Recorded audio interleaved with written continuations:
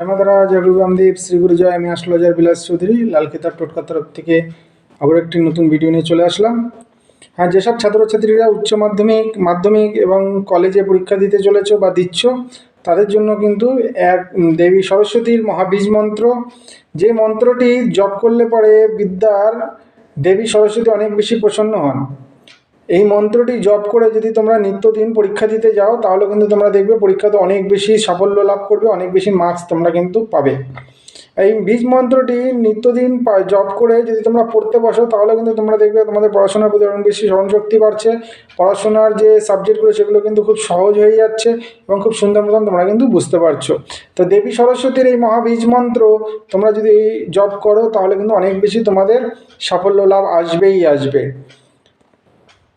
দেবীর বীজ মন্ত্রটি হচ্ছে, ভালো করে মন দিয়ে তোমরা শুনবে, তাহলেই কিন্তু বুঝতে পারবে এবং সঠিক উচ্চারণ উচ্চ স্বরে কিন্তু তোমাদেরকে করতে হবে। কি করবে? দেবীর বীজ মন্ত্রটি হচ্ছে ঠিক এরকমভাবে তোমাদেরকে কিন্তু দেবীর বীজ মন্ত্র উচ্চারণ করতে হবে। এম হ্রিম এম বিদ্যাবন্তম যশবন্তম লক্ষ্মীবন্তচ্চ মাম ক্রু রূপম দেহি জয়ম দেহি यशो देहि दृशो जयहि एम एम एम। এই মহাবীজ মন্ত্রটি তোমরা যদি 21 বার বা 108 বার জপ করো, নিত্যদিন জপ করো, তাহলে কিন্তু তোমাদের দেখবে বিদ্যা বুদ্ধি এবং পড়াশোনার প্রতি অনেক বেশি সাফল্য লাভ তোমাদের কিন্তু হবে।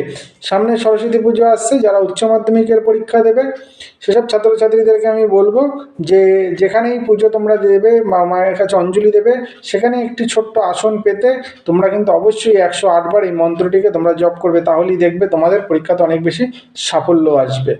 ঠিক আছে। জয় মাতারা, জয় গুরু বামদেব, শ্রী গুরু জয়।